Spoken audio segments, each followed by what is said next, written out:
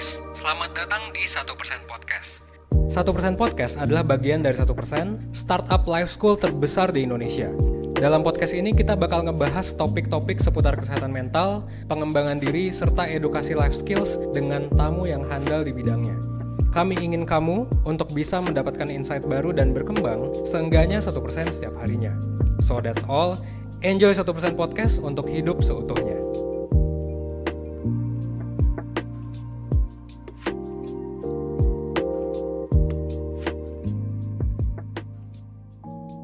Halo Perseners, balik lagi di 1% Podcast. Kali ini bareng sama aku Vika sebagai host podcast kalian hari ini.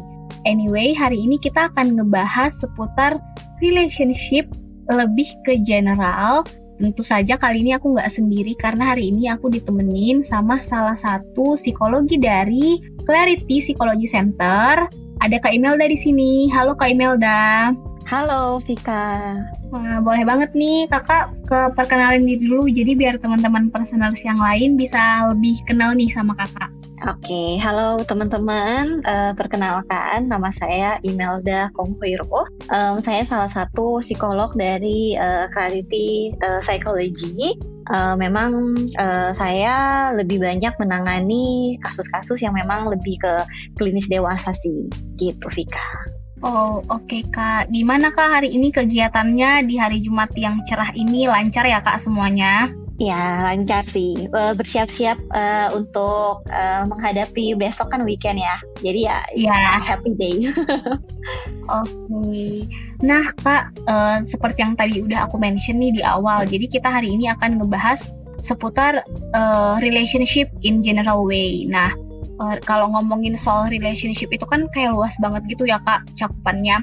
Ada yang berhubungan sama pasangan, ada yang keluarga dan orang tua, terus ada juga mungkin ke lingkungan teman.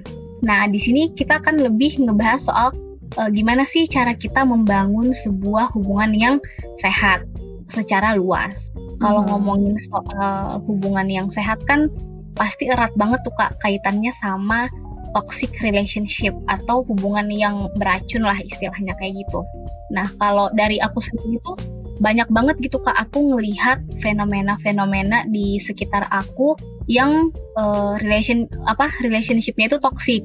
Contoh, mungkin aku pun kayak dulu pernah ya Kak ngalamin sendiri yang namanya toxic parents mungkin karena aku sedikit agak dipaksa nih untuk bisa memenuhi keinginan orang tuaku untuk jadi dokter, dan menurutku itu kayak menjadi beban sendiri buat aku.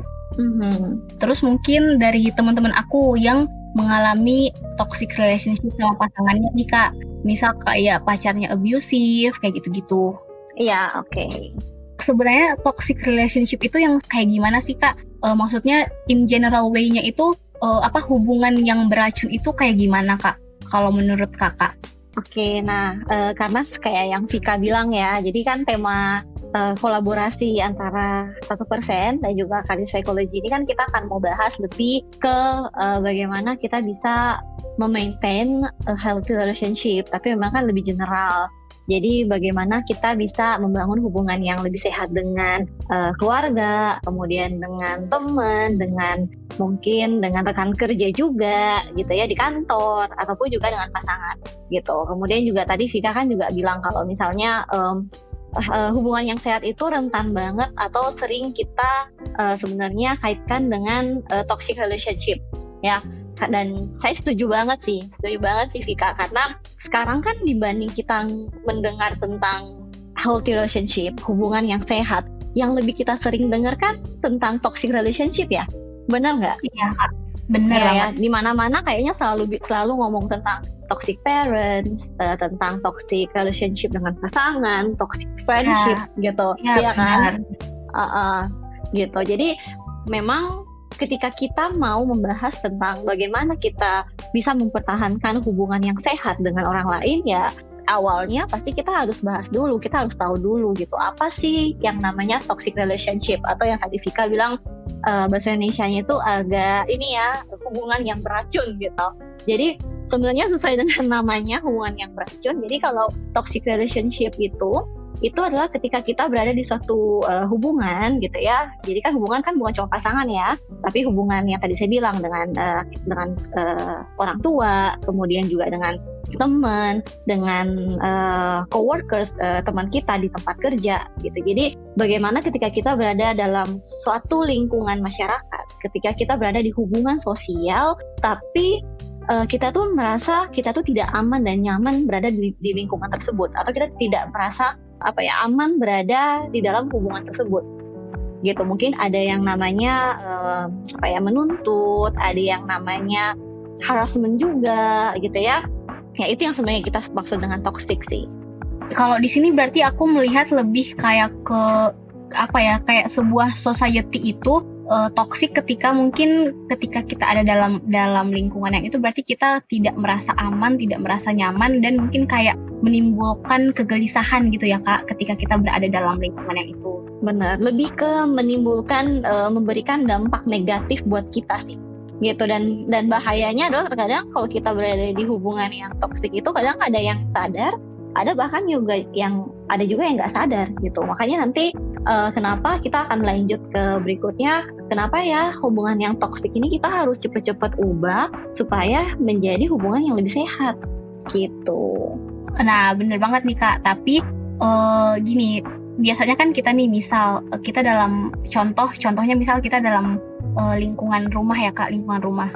Seperti yang tadi kan, ternyata orang tua tuh juga terkadang bisa menjadi toxic parents gitu. Nah misal nih kita berada dalam satu lingkungan rumah, terus ya kayak tadi orang tua tuh memaksakan kehendaknya kepada kita. Gimana sih Kak cara kita sadar bahwa itu ternyata salah satu tindakan dari toxic parents? Karena biasanya kebanyakan itu kan kayak kita akan menganggap ini tuh salah satu bukti tanda bakti kita kepada orang tua gitu. Misal ini kalau lingkungan orang tua. Nah terus kalau misal kita di lingkungan temen nih, kan salah satu contoh toxic friendship itu kan kalau teman kita itu kebanyakan memanfaatkan kita dalam tanda kutip yang bad gitu ya Kak, yang negatif. Nah tapi kan kita nggak bisa langsung nge-cut Kak, ini teman aku nih toxic. Nah gimana sih Kak cara kita menyadari bahwa kita berada dalam society yang toxic gitu Kak? Oke, mungkin sama kayak yang tadi ya Vika ya. Maksudnya adalah kalau kita berada di hubungan yang toksik, kita harus lihat warning sign-nya dulu gitu. Kalau misalnya kita mau nyari-nyari di Google tuh sebenarnya juga banyak banget sih. Dan juga biasanya di tiap hubungan itu pasti akan ada warning sign-nya. Tapi yang paling kelihatan itu adalah yang tadi. Kalau kita berada di satu hubungan itu dan kita yang tadi saya bilang, kita merasa insecure gitu ya. Kita ngerasa kita tidak aman. Kita rasanya kita tidak nyaman, kok kita ngelakuin sesuatu kok bukan kehendak kita ya gitu, tapi kehendak orang lain. Ada yang namanya tuntutan gitu, terus kemudian juga ada yang tadi saya bilang udah ada harassment-nya juga, baik verbal ataupun physically harassment gitu. Nah itu adalah yang tadi saya bilang adalah udah warning sign-nya bahwa hati-hati nih, kamu jangan-jangan sedang menjalani atau sedang berada di hubungan yang toksik. Oke. Di sini udah cukup nampak sih ya Kak, kayak ternyata kalau kita berada dalam satu hubungan, satu society, ciri-ciri dari toxic relationship itu sendiri udah ada tanda merah atau kayak lampu merahnya nih. Kalau kayak gini berarti kita harus lebih aware. Jangan-jangan kita sedang menjalani atau termasuk ke dalam toxic relationship gitu ya Kak. Nah, terus balik lagi nih tadi ke pertanyaan yang tadi Kakak iniin, gimana sih Kak caranya kita bisa lepas dari toxic relationship menjadi ke healthy relationship?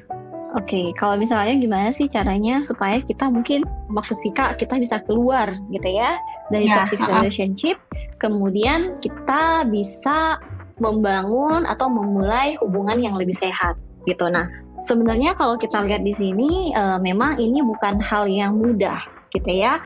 Karena ya untuk keluar di hubungan yang toksik sendiri itu, ya tadi saya bilang, untung kalau kita sadar kalau kita itu berada di hubungan tersebut. Kalau kita tidak sadar dan bahkan kita malah menyalahkan diri sendiri bahwa memang ya kayaknya memang ini tuh bukan hubungan saya yang salah, tapi mungkin saya yang salah, saya yang harus mengubah diri saya ini yang begini, saya ini yang begini gitu. Nah itu kan yang bahaya ya gitu. Kalau kecuali kamu udah sadar, kamu udah tahu warning sign-nya yang tadi saya bilang, maka kamu akan paham dan langsung menyadari bahwa oke, ini ada sesuatu hal yang sudah tidak baik nih gitu. Walaupun it's just not easy, tapi ya saya mau coba untuk merubah keadaan itu menjadi lebih baik gitu. Nah, kalau yang perlu saya sampaikan di sini adalah ketika kita mau mengubah hubungan kita, yang paling penting itu adalah sebenarnya kita mulai dari diri kita sendiri gitu. Jadi bukan kita mau mengubah hubungan kita dan kita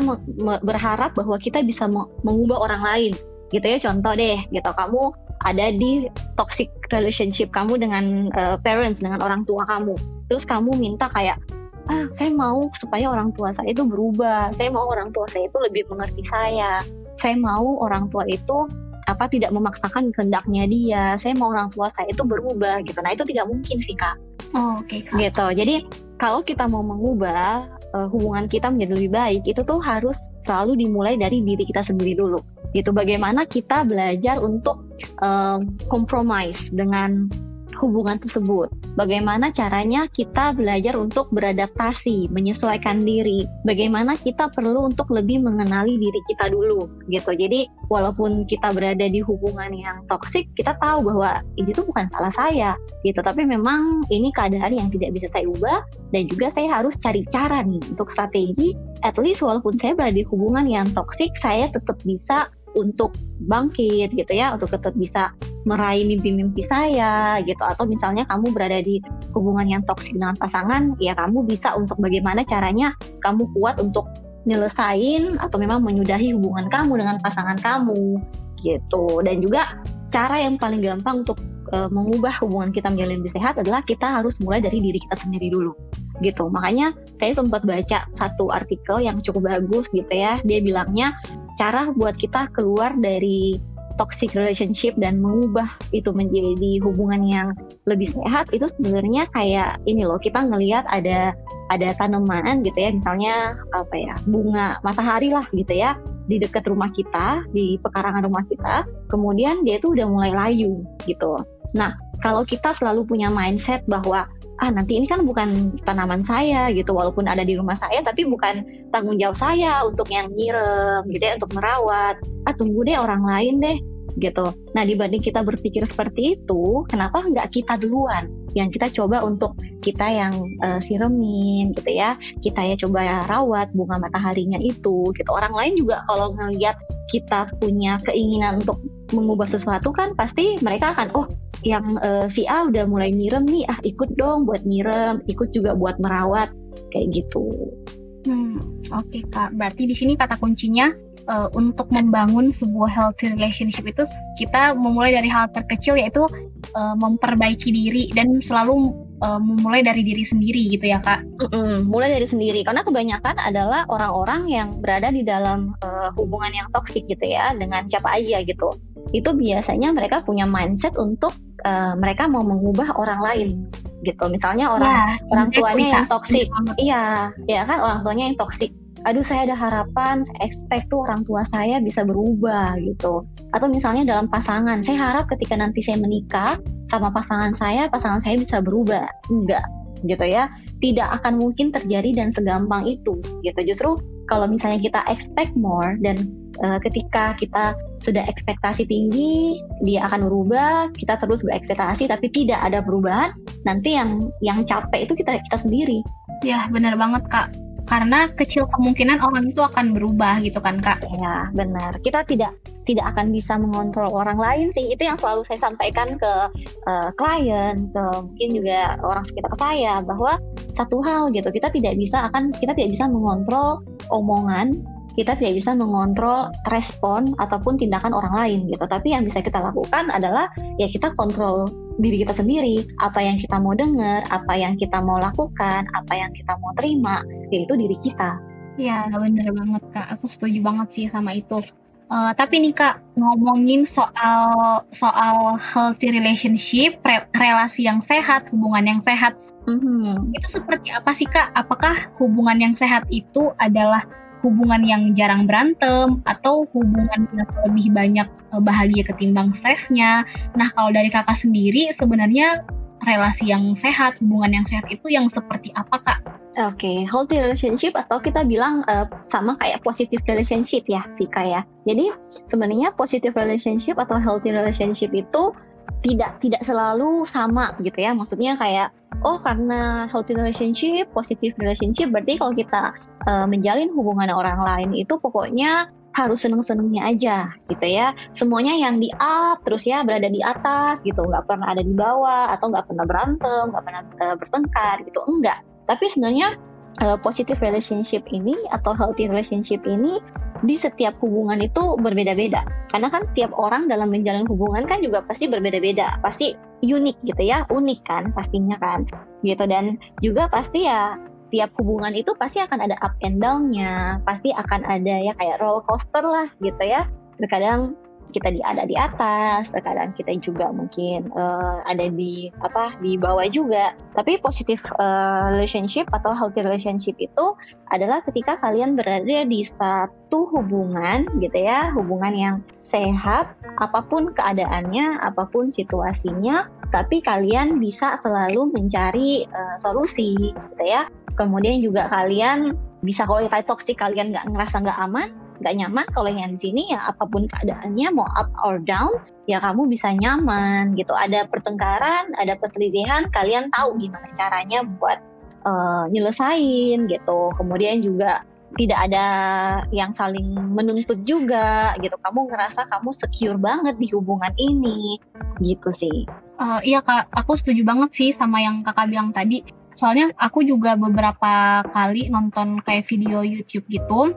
Di situ tuh videonya bilang bahwa ternyata kalau hubungan yang sehat itu ada sign 4S, ada tanda 4S. Yang pertama itu kita ngerasa safety, terus secure, thin, dan gitu kan Kak. Jadi kita ngerasa aman, terus secara konsisten kita merasa aman berada di dekat pasangan kita, terus kita saling mengerti nih satu sama lain bahwa pasangan saya orangnya seperti ini, saya orangnya seperti ini, terus masing-masing dari kita saling mengerti. Terus yang terakhir yaitu ternyata kalau kita berada di satu hubungan yang sehat, kita akan of course merasa nyaman sama hubungan itu. Benar sekali gitu. Jadi sebenarnya bukan kondisi yang terjadi di hubungan tersebut sih, tapi lebih ke personnya, orang-orang yang berada dalam hubungan tersebut gitu. Apakah memang dia ngerasa kayak dia happy gitu ya, dia enjoy, well-being-nya juga meningkat kayak gitu sih. Gitu ya berarti Kak, tuh teman-teman listeners, berarti healthy relationship itu bukan yang selalu ketawa-ketawa gitu ya Kak, tapi ketika ada masalah atau dalam satu kesulitan, kita bisa nih nemuin jalan keluarnya. Jadi kayak selalu bisa keluar dari masalah dengan mungkin tidak bertengkar gitu-gitu. Bertengkar sih sebenarnya nggak apa-apa ya Vika ya, tapi maksudnya ada solusi gitu, jadi maksudnya ada solusi, ada yang namanya toleransi, ada namanya berkompromi gitu. Maksudnya ketika kamu berantem atau misalnya berselisih baik dengan pasangan ataupun mungkin dengan saudara kamu gitu ya, atau dengan orang tua, pasti akan ada solusi gitu. Gimana ya supaya ini ada masalah nih, yuk kita cari solusinya apa ya gitu. Nah selama kalian ada solusi gitu, kemudian juga kalian juga bisa kompromis juga. Kompromis itu maksudnya ketika memang mungkin pasangan kita ada kekurangan, kan semua kan pasti ada kekurangan ya, dan kita bisa kompromis, kita bisa toleransi dengan hal tersebut ya you go ahead gitu ya, nggak apa-apa gitu. Tapi kalau misalnya kita tidak bisa toleransi, kita nggak bisa kompromis, kita dituntut gitu untuk kita harus yang selalu mungkin mengalah, yang harus selalu dengerin doang atau apa, nah itu kan yang tadi saya bilang kan ya udah masuk ke toxic relationship itu sendiri gitu. Kan? Jadi ada warning sign-nya lah gitu. Oke. Nah Kak, terus kalau misalnya kita berada dalam satu lingkungan, dalam satu society, dalam satu hubungan, kira-kira ciri-ciri bahwa kita termasuk dalam hubungan yang sehat nih Kak. Kan kalau dari tadi kan ada nih Kak sign kayak lampu merahnya nih, tanda-tanda bahwa kita berada dalam toxic relationship. Nah kalau untuk healthy relationship sendiri kira-kira ada nggak gitu Kak tanda-tandanya bahwa Anda harus senang nih, kamu harus senang karena ternyata hubungan yang kamu jalani, lingkungan di mana kamu berada sangat sehat nih. Kira-kira apa Kak? Oke. Nah, kalau kayak gitu sih ciri-cirinya mungkin kurang lebih kita sudah sampaikan tadi ya. Bahkan tadi Vika udah kasih itu juga ya, 4 S itu kan. You feel safety, secure, terus satu lagi apa tadi sama seen dan soothe. Nah, itu kan sebenarnya juga salah satu ciri bahwa kamu sebenarnya berada dalam hubungan yang positif atau hubungan yang healthy gitu. Tapi selain itu juga yang tadi saya bilang, maintain our healthy relationship. Itu tuh pasti akan ada disagreement. Jadi maksudnya pasti akan ada pertengkaran, tapi ya kita tidak takut untuk memang selalu ada solusi. Kita selalu mau untuk mencoba untuk mengerti orang lain, mencoba untuk saling mengerti ya gitu. Jadi sebenarnya kalau dalam healthy relationship itu juga nggak bisa cuma satu orang doang yang berjuang gitu, tapi juga apalagi kalau masalah pasangan ya, juga harus dari kedua belah pihak juga gitu. Kemudian juga ciri-cirinya adalah kalian selalu terbuka gitu, selalu honest, jujur gitu satu sama lain gitu. Nah itu juga sih. Nah Kak, ngomongin soal jujur nih, ngomongin soal jujur ke misal ke lingkungan gitu kan Kak. Nah kita ambil contoh nih, misal kalau di lingkungan pertemanan gitu Kak, misal nih kita udah ada tanda nih, ih kayaknya temen aku toksik nih, kayak gitu kan Kak. Nah gimana sih Kak cara, bisa nggak sih Kak kita ngasih tahu tuh bahwa temen kita tuh ada tanda-tanda bahwa kayaknya nggak, lo toksik deh gitu. Maksudnya bisa nggak gitu Kak kita memberitahukan ke orang itu, jadi biar si teman kita ini juga berhenti jadi orang yang toksik dan bisa jadi lebih ke healthy gitu Kak, healthy person. Oke. Boleh banget sih gitu, tapi juga harus tahu cara memberitahukan ke dianya dengan cara yang tepat ya gitu. Jadi maksud saya, dan juga harus tahu hubungan kamu dan dia itu seberapa dekat gitu. Kalau misalnya kamu dan dianya cuma kayak teman say hi gitu, terus nggak deket juga, terus kamu tiba-tiba ngomong kayak kamu kayaknya orangnya toksik deh, kan juga aneh ya Vika ya. Kayak ini ya siapa kamu gitu, kenapa tiba-tiba ngomong saya toksik gitu, apa hubungannya gitu kan. Itu juga nggak tepat menurut saya. Ataupun juga kamu hubungannya deket sama dia, tapi cara mungkin penyampaian kamu sebenarnya niatnya baik, saya mau kasih tahu nih kamu tuh kayaknya harus berubah deh, tapi juga ya caranya juga harus yang tepat gitu ya. Nggak bisa kamu tiba-tiba langsung ngomong lo tahu nggak sih kalau lo itu orangnya toksik, lo tahu nggak sih sifat lo itu nggak baik, kan juga nggak bagus ya gitu. Malah nanti ya mungkin nanti jadinya ya berantem atau apa. Tapi ya boleh disampaikan, tapi mungkin dengan cara yang lebih baik. Misalnya kayak contoh ya, misalnya kamu rasa nggak sih belakangan ini kok orang-orang kayaknya kayak menjauh ya dari kamu ngerasa nggak kalau dulu tuh kita selalu ngobrol, tapi kok belakangan ini kayaknya kita agak jaga jarak ya gitu.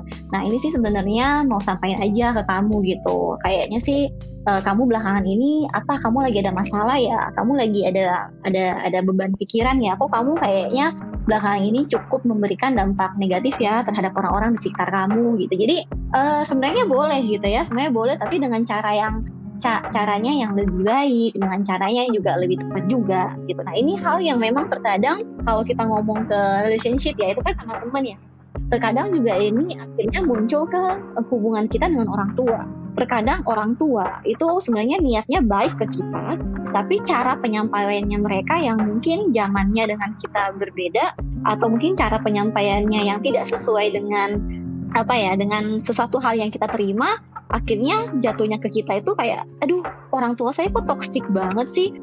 Bener gitu banget Kak. Nah jadi ya sebenarnya sih ya juga mungkin salah satu ya tadi saya bilang sih, cara kita berkomunikasi juga dengan orang seperti apa.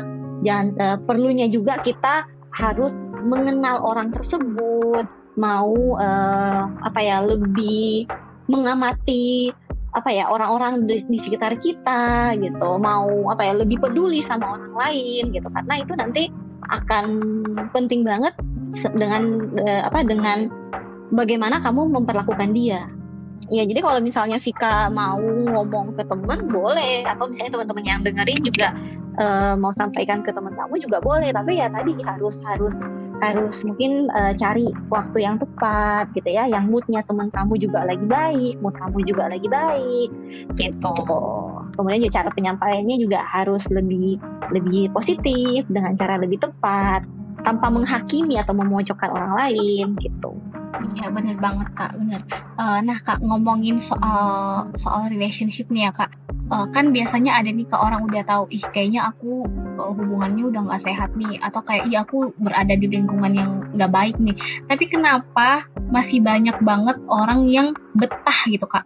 Ada sih kayak beberapa tuh alasannya kayak susah nyari temen yang kayak gitu, atau kayak misalnya sama orang tua. Tapi kan dia orang tua aku, nggak mungkin aku ngebantah lalalali gitu kan, takutnya jadi anak durhaka. Atau misal ke pacar nih, tapi kan sayang, hubungannya udah jalan 5 tahun, udah lama sayang kenangannya. Nah, kenapa sih Kak banyak orang yang bertahan di lingkungan yang toksik, hubungan yang toksik, hanya dengan alasan-alasan seperti itu Kak? Oke. Sebenarnya kalau itu faktor penyebabnya banyak ya Vika ya, gitu. Bisa jadi karena mereka sudah ngerasa walaupun mereka nggak nyaman gitu, atau ngerasa nggak aman dengan hubungannya, tapi ada beberapa orang yang sudah males untuk keluar dari sana gitu, karena mereka udah ngerasa kayak ya udahlah, kayaknya emang ini keadaan yang lebih ke pasrah gitu. Jadi kayak ya udahlah ya, mungkin emang saya hidupnya tuh kayak gini gitu. Mungkin ya ini pasangan saya juga yang ngelakuin itu juga memang yang terbaik untuk saya gitu. Ya kan, ada yang kayak gitu. Ada yang mungkin mencoba untuk denial, atau mencoba untuk kayak pasangan saya biasa aja, itu kan pasangan saya kan kayak gitu, mungkin karena ya memang dia sayang sama saya, ya posesif itu mah biasa-biasa aja gitu.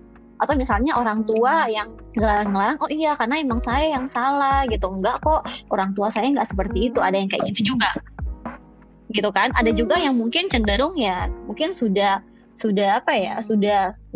males untuk mencoba untuk memperbaiki hubungannya, kemudian harus mulai hubungan juga dari awal. Kan banyak kayak gitu kan, banyak yang orang-orang terutama di pasangan, banyak yang dia itu dengan pasangannya punya hubungan yang toksik, tapi dia nggak berani untuk menyudahinya itu karena dia bilangnya, aduh saya males lagi ya untuk mulai dari awal lagi gitu dengan orang yang baru, pengenalan lagi gitu ya, penjajakan lagi gitu. Ada orang juga seperti itu gitu. Ada juga orang yang tadi mungkin dia tidak sadar bahwa dia sebenarnya berada di hubungan yang toksik, dan dia nggak tahu gitu betapa berbahayanya kalau misalnya dia terus mempertahankan hubungan tersebut gitu. Makanya nanti mungkin kita juga bahas Vika, kenapa penting sekali untuk kita membangun hubungan yang sehat dengan our society gitu.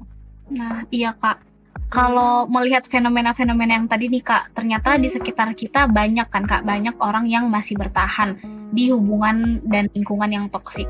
Nah, seperti Kakak bilang tadi, ternyata membangun hubungan yang sehat, membangun healthy relationship itu sangat penting. Nah, pentingnya itu kenapa Kak? Oke, kenapa penting? Karena ini buat teman-teman yang lagi dengerin, kenapa penting kita membangun hubungan yang sehat atau hubungan yang lebih positif dari hubungan kita yang mungkin sekarang kita lagi jalanin yang toksik? Karena sebenarnya hubungan yang positif, hubungan yang sehat itu tuh sama pentingnya dengan nutrisi gitu ya, makanan yang kita makan tiap hari gitu ya, physical activity, olahraga yang kita lakukan tiap hari untuk kesehatan kita dan untuk kesejahteraan hidup kita gitu. Jadi sebenarnya hubungan yang sehat, hubungan yang positif itu sebenarnya sangat membantu kita supaya kita itu bisa hidup lebih sehat gitu, bisa hidup lebih panjang umurnya. Makanya kalau misalnya kita lihat dari jurnal itu, sebenarnya salah satu hal yang mempengaruhi hidup kita itu panjang adalah ketika kita memang punya hubungan yang sehat dan hubungan yang positif dengan orang-orang yang ada di sekitar kita gitu. Bahkan kayak ada satu jurnal pun itu ada kayak semacam satu eksperimen gitu ya Vika ya. Jadi kayak misalnya dia mau tahu nih orang ini itu akan lebih cepat meninggalnya, cepat sakitnya itu tuh kalau dikasih apa ya gitu. Ada yang kita kan bilang namanya gula gitu ya. Kalau orang tuh makan gula tiap hari itu kayaknya lebih cepet dipanggil Tuhan deh. Nah ada satu orang dikasih gula gitu ya, kok gak ada apa-apa gitu ya, masih baik-baik aja lah gitu ya, belum dipanggil Tuhan gitu eksperimennya. Kemudian mungkin minuman keras kali, atau dikasih rokok gitu kan, dia ngerokok, minuman alkohol tiap hari, nggak ada apa-apa ya, orangnya masih hidup sampai sekarang gitu. Nah ternyata akhirnya eksperimennya itu orangnya ini dikurung di satu tempat di mana tuh dia nggak bisa bersosialisasi dengan orang gitu, dia nggak bisa ngomong sama orang gitu, jadi dia sendiri gitu dalam jangka waktu yang lama. Nah, dari sana dia bisa langsung sakit loh, lebih sakit-sakitan, lebih banyak penyakit yang muncul gitu. Nah, di sana kan kita ngelihat bahwa ternyata hubungan kita dengan orang lain itu tuh penting banget gitu. Bukan cuma kita ngelihat nutrisi yang kita makan, olahraga yang kita makan, tapi mendapatkan emotional support, mendapatkan social support dari orang sekitar kita, itu juga sama pentingnya gitu. Jadi kalian bayangkan kalau kalian sekarang berada di toxic relationship dan terus mempertahankan itu, tidak mencoba untuk keluar dari sana, tidak mencoba untuk mencari jalan jalan keluarnya. Nah, betapa buruknya buat kehidupan kalian gitu. Bukan cuma untuk sekarang loh, tapi kehidupan kalian untuk dalam jangka waktu yang lebih panjang. Ya, benar banget Kak. Gitu. Karena mungkin gini ya Kak, beberapa orang kan bilang hati bahagia itu obat yang manjur gitu ya Kak. Jadi kalau kita di dalam hubungan yang tidak sehat kan, emang apa bisa kita bahagia gitu ya kan Kak. Nah, jadi emang hubungan yang sehat, healthy relationship ini bisa membuat hati kita jadi bahagia gitu kan. Nah, dengan kita bahagia ya kita bisa hidup lebih lama. Kalau menurut aku sih kayak gitu ya Kak. Iya gitu, karena ya tadi saya bilang ya lebih ke ada emotional support di sana, ada social support gitu, dimana kayaknya kalau kita lagi sedih ada orang yang bantu buat membantu kita, mungkin merasa kita lebih baik gitu. Kita tidak merasa bahwa kita itu sendiri, kita bisa ngobrol sama orang, berbagi beban masalah kita dengan orang lain. Ya gitu. Benar banget. Kenapa Kak? Itu penting banget sih. Iya, at least kayak cuman ditepok-tepok doang gitu kan belakang kita, kayak cuma dielus-elus gitu kan, itu ya menandakan bahwa oh ternyata kita nih masih ada tempat untuk bersandar gitu loh istilahnya ya kan Kak. Nah Kak, terus nih misal kita udah berada di dalam satu hubungan yang sehat, terus gimana sih Kak cara kita mempertahankan? Karena mendapatkan itu gampang, tapi cara mempertahankan itu lebih susah daripada kita mendapatkan. Nah, kalau tips dari Kakak, gimana sih cara kita maintain hubungan yang sehat itu jadi bisa bertahan lebih lama? Oke, nah caranya untuk maintain hubungan yang lebih positif, yang lebih sehat itu ya memang yang tadi saya bilang ya, itu harus dimulai dengan diri kita sendiri gitu. Kita tidak selalu harus berharap bahwa orang lain aja yang berusaha gitu, orang lain aja deh yang mulai duluan, itu juga agak bisa gitu. Tapi kita selalu yang harus mencoba untuk inisiatif lah gitu, untuk memang selalu mempertahankan hubungan yang sudah kita jalanin ini supaya tetap positif, supaya tetap sehat. Caranya seperti apa? Nah, tipsnya itu biasanya kita coba untuk keep in touch gitu ya. Walaupun kita sekarang mungkin lagi situasi pandemi, di mana ya pasti untuk ketemu orang secara langsung kan lebih terbatas ya, Vika ya. Tapi ini kan tidak menutup kita untuk kita selalu mencoba untuk keep in touch sama orang-orang di sekitar kita. Bisa dengan cara teleponan, ya kan? Bisa dengan cara video call, bisa dengan cara chatting gitu. Jadi selalu kayak at least cuma buat nanya kayak apa kabar kamu gitu, gimana nih gitu, di rumah aja ngapain aja gitu, gimana kamu bisa survive di kondisi yang kayak gini gitu. Jadi selalu coba untuk keep in touch gitu ya, even nggak selalu harus ketemu tatap muka, tapi dengan cara telepon, teks gitu ya, dengan cara video call gitu. Apalagi sekarang teknologi itu berkembang banget kan. Kalau dulu mungkin zaman yang berpuluh-puluh tahun yang lalu itu kan orang kalau mau ngobrol sama orang lain aja harus pakai surat menyurat gitu kan. Iya. Kalau sekarang kan kayak teknologi itu membuat hidup kita tuh lebih easier gitu. Jadi ya gunakan teknologi dengan sebaik mungkin gitu untuk selalu keep in touch dengan orang-orang yang memang orang terdekat kita, baik mungkin dengan orang tua, walaupun mungkin kita tinggalnya berjauhan dari orang tua, kita mungkin bisa telepon, tanya kabar, ataupun dengan teman gitu, dengan sahabat. Nah, itu boleh tuh keep in touch gitu. Kemudian juga yang berikutnya adalah perlu untuk membuat quality time. Nah, jadi quality time ini bukan cuma sama pasangan juga ya, bukan cuma sama dengan pasangan ya Vika, tapi juga perlu ada yang namanya quality time juga dengan misalnya orang tua. Misalnya kita dari Senin sampai Jumat udah sibuk kerja gitu ya, kerja terus gitu. Nah, mungkin di waktu weekend gitu ya bisa ngajak orang tua buat makan bareng gitu, atau misalnya ya mungkin bioskop di Jakarta belum buka ya, mungkin bisa nonton film di rumah gitu.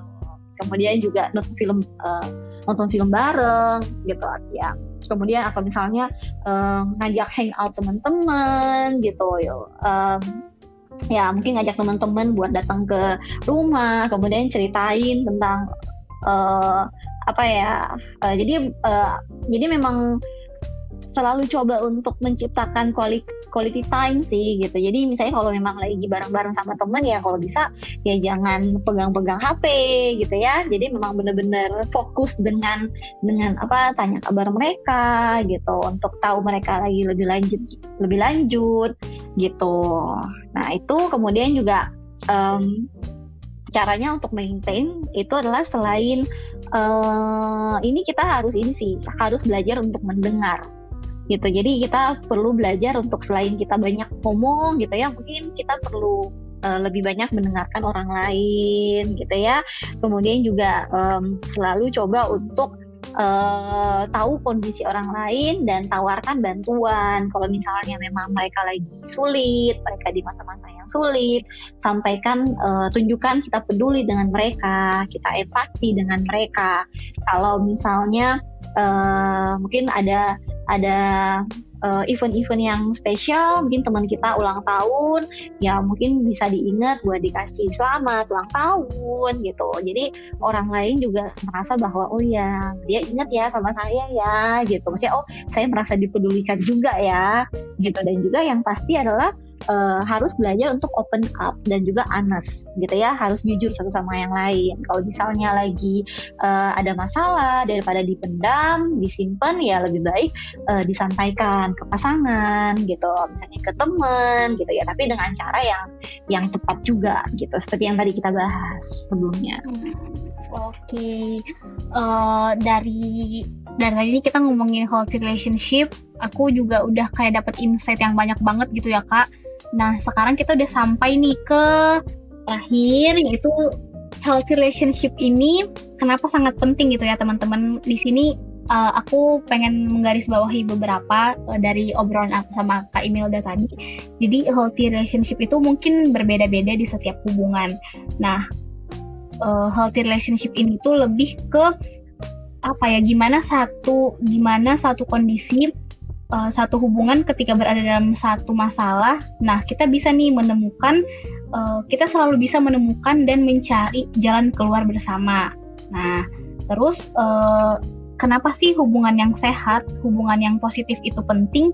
Karena seperti asupan gizi, kata Kak Imelda tadi, nah dengan asupan gizi yang baik bisa membantu kita untuk hidup yang lebih sehat dan bisa membantu kita untuk hidup lebih lama.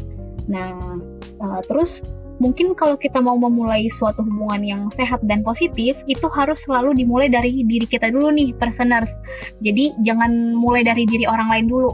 Kita dulu nih, kita yang harus memulai itu semua. Nah, cara maintain biar healthy relationship ini konsisten, seperti yang tadi udah dijelaskan sama Kak Imelda, yang pertama yaitu selalu memulai dari diri kita sendiri. Terus yang kedua, kita harus selalu keep in touch nih sama teman, sama keluarga. Meskipun kita dalam satu rumah ya kita tetap harus keep in touch lah. Misal kayak sekedar nanya, mah mau makan apa hari ini, kayak gitu-gitu. Nah, terus selalu menyiapkan waktu untuk teman, keluarga, dan pasangan. Jadi harus ada quality time ya, jangan kayak kerja terus gitu. Nah, terus yang menurut aku penting juga yaitu salah satunya menjadi pendengar yang baik. Jangan kita terus nih yang mau didengerin ceritanya. Sekali-sekali kita juga harus menjadi pendengar yang baik untuk teman kita, untuk saudara, untuk keluarga kita, dan tentunya untuk pasangan kita.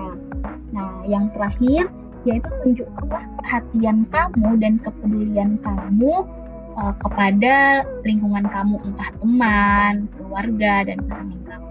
Nah, dari Kak Imelda sendiri mungkin ada tambahan? Yang paling yang terakhir tips untuk maintainnya itu adalah open up dan juga be honest gitu ya. Karena kan ya pasti setiap hubungan kamu mau dengan keluarga, dengan orang tua, dengan pasangan ataupun dengan orang lain, orang terdekat kita itu kan pasti selalu ada mungkin perselisihan, ada mungkin rasa nggak enak, tapi belajarlah untuk memang menyampaikan, terbuka dengan apa yang kamu rasakan, apa yang kamu pikirkan, jangan dipendam gitu, karena terkadang kan ada hubungan ya udah daripada ribut ya udah deh saya diem aja gitu, dipendam aja gitu, tapi nanti kalau misalnya ada satu triggernya lagi gitu, pemicunya marahnya lebih gede daripada yang sebelumnya kan gitu. Jadi selalu open up, jangan juga be honest juga, belajar untuk jujur dengan apa yang kamu rasakan, kamu sampaikan, tapi ya dengan cara ya juga cara yang lebih tepat gitu, kayak yang tadi sudah sampaikan sebelumnya ya Vika ya. Iya Kak. Nah gitu ya teman-teman Perseners. Jadi setelah dengar podcast ini aku sama Kak Imelda nih berharap banget jangan lagi ada teman-teman yang terjebak sama lingkungan yang gak sehat, sama toxic relationship. Jadi kalau teman-teman Perseners dengar podcast ini, semuanya harus bisa berubah nih dari toxic ke healthy relationship. Oke, segitu dulu aja nih dari aku sama Kak Imelda. Untuk teman-teman Perseners, sekarang podcastnya 1% udah bisa didengar di Google Podcast, di Spotify dan Apple Podcast. Nah, untuk teman-teman yang penasaran sama apa aja produk dari 1%, boleh banget cek di website 1%.net. Di situ teman-teman bisa lihat apa aja produk-produk 1%. Nah, bisa juga cek ke official Instagram 1%, yaitu 1% official. Nah, dari aku sama Kak Imelda pamit undur diri. Have a nice day semua teman-teman. Ya, thank you Vika. Thank you Kak. Ya, thank you juga buat teman-teman.